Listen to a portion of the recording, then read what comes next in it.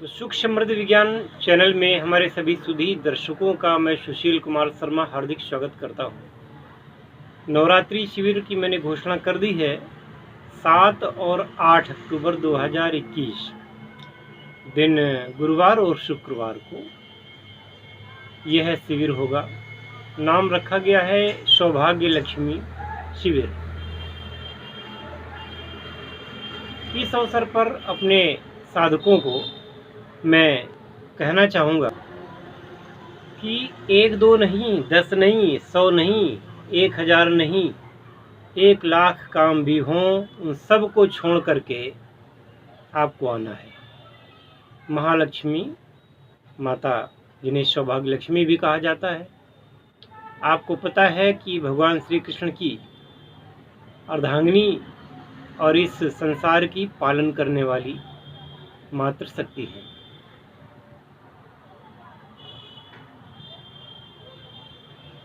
तो सारे काम छोड़ करके आपको यह शिविर किसी भी प्रकार से अटेंड करना है। 2 दिवसीय शिविर रहेगा।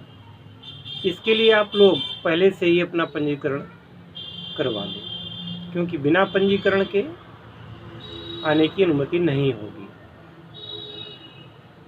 इसके अलावा जो लोग और भी किसी दीक्षा को लेना चाहते हैं, क्योंकि माता 9 दिन का माता का होता है ये नवरात्रि, तो इसमें कोई शक्ति की पूजा करना चाहता है, कोई माँ सरस्वती की पूजा करना चाहता है, कोई चंडी की पूजा करना चाहता है ना, कोई किसी भी प्रकार के, कोई 10 महाविद्याओं में कोई करना चाहता है,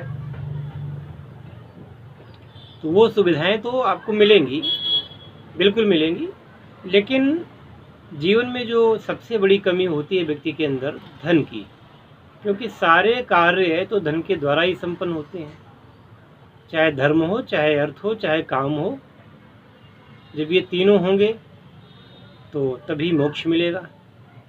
और ऐसा जीवन किस काम का कि घिसट घिसट करके मन में हौस तो बहुत है कि हम भी ऐसे करेंगे, कबूक हों यही रह नहीं रहूँगा, है ना, कि मैं भी कभी कार से चलूँगा, मैं भी कभी गाड़ी से चलूँगा, बंगले में रहूँगा, ऐसा करूँगा, वैसा करूँगा। लोग मन में सोचते हैं, परंतु सबकी इच्छा पूर्ण नहीं होती। कारण ये आज का वातावरण, आज का अविश्वासी वातावरण,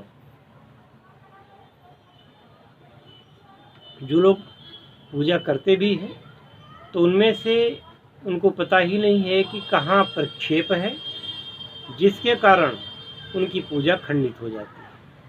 मुगल काल में विद्वानों को धन दे करके या डरा धमका करके साहित्य में बहुत सारा परिवर्तन किया गया है, जिस कारण से हिंदू धर्म के जो मंत्र हैं, जो श्लोक हैं और जो और भी पूजा पद्धतियां हैं, वह उस लाभ को नहीं दे पाती जो उसमें वर्णित होता है। तो और दूसरे ये कि किसी गुरु से आपने कोई मंत्र लिया, वह मंत्र ले करके आपने सीधे ही चालू कर दिया, ऐसा नहीं होता। इस प्रकार से मंत्र कभी लाभदायक होते ही नहीं। मंत्र का एक उसको भी सिस्टम से लाना पड़ता है। मंत्र की भी अपनी प्रोसेसिंग होती है, तभी वह मंत्र कार्य करते हैं और तभी वो उस ब्रह्मांड से कॉस्मिक एनर्जी को खींचने में समर्थ होते हैं, तभी वो उस परा ऊर्जा को आकर्षित करने में समर्थ होते हैं। किसी की भी आप साधना कर रहे हो, किसी नाम से कर रहे हो, किसी भी देवी देवता, गंधर्व, अप्सरा, किन्नरी, यक्षिणी, किसी की भी आप साधना कर रहे हो, जब तक परिमार्जन नहीं करेंगे उस मंत्र का, उस साधना का, और गुरु द्वारा दिए गए पूर्ण विधान के साथ उसको नहीं करेंगे, तो फिर वह फलदायी सिद्ध नहीं होती है। इसी प्रकार से कुछ लोग ऐसे होते हैं कि मतलब रफ टफ चल दिए, और गुरु जी तो ऐसा कहते ही रहते हैं और हम तो अपने तरीके से चलेंगे। तो ऐसे लोगों को सिद्धि के दर्शन कैसे होंगे। श्री रामचरितमानस में गोस्वामी तुलसीदास ने कहा है कि माता पिता और गुरु के वचनों पर जिसका दृढ़ विश्वास नहीं है, जिसकी दृढ़ आस्था नहीं है, तो सपने में भी वो सिद्धि को प्राप्त नहीं कर सकता है। हो सकता है कि आप साधकों के मन में ये बात आती हो, ये अन्य धर्मों के लोग जो कुछ भी करते हैं उसमें उनको सफलता मिल जाती है, और हमारे सनातन प्राचीन जो सभ्यता है, सबसे उत्तम सभ्यता है, उसमें सफलता क्यों नहीं मिलती। हम पूरी तन्मयता के साथ करते हैं, सफलता क्यों नहीं मिलती। उसका एक ही कारण है कि आप सही विधि को अपना नहीं रहे होते। तो इस शिविर में जब आएंगे आप, तो आपको वो विधियाँ, थोड़ा टाइम तो देना पड़ेगा। अब ये नहीं है कि आप आए और चल दिए, समय देना पड़ेगा और उस प्रक्रिया को उसी तरीके से सीखना पड़ेगा जिस प्रकार से उस प्रक्रिया को किया जाता है। और आप आश्चर्यचकित रह जाएंगे कि जीवन में पहली बार आपको ऐसे अनुभव होंगे कि आप कहेंगे कि इन सब चीज़ों के बारे में मुझे जानकारी कभी नहीं थी। और जब यहाँ से आप जाएंगे, साधना को करेंगे, उस साधना आपकी निश्चित रूप से फलवती होगी ही। आपको निश्चित रूप से आपको सिद्धि प्राप्त होनी है और पूरे मनोयोग से इस साधना को आपको करना है। इसी के साथ माता लक्ष्मी के सहयोगी हैं भगवान श्री कुबेर जी महाराज। तो कुबेर साधना को भी कर सकते हैं। कुबेर साधना से ये लाभ होगा, जो लोग कुबेर साधना को करेंगे उन लोगों के जीवन में धन की कमी नहीं रहेगी। और एक लाभ उसका और होगा कि जो लोग कुबेर को साधना को करेंगे उनको यक्षिणी साधना में भी लाभ अवश्य में ही प्राप्त होता है, क्योंकि यक्ष और यक्षिणियों के राजा भगवान कुबेर जी हैं।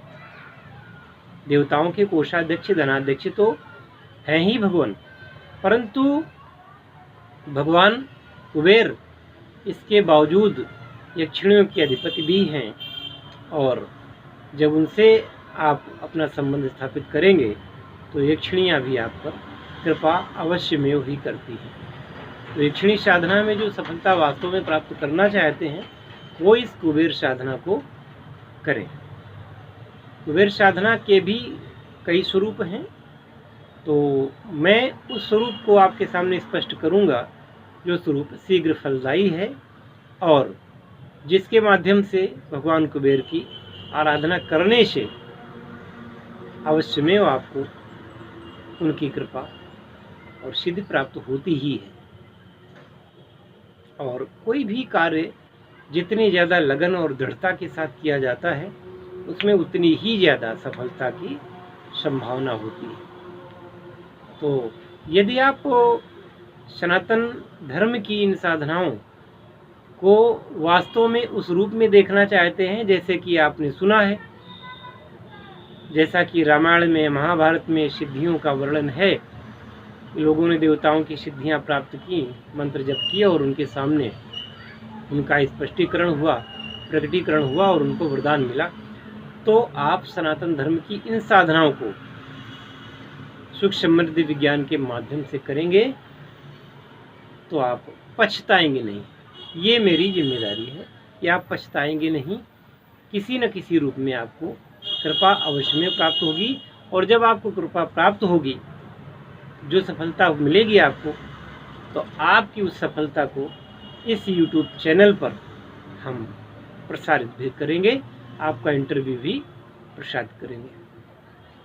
तो इसी के साथ इस वीडियो से मैं आपसे विदा लेता हूँ सभी जनों से, और इस आशा के साथ कि जल्दी आपसे दूसरे वीडियो में अवश्य मिलेंगे। तब तक के लिए जय शिव शंकर, जय भोलेनाथ, हर हर महादेव। जय श्री राम।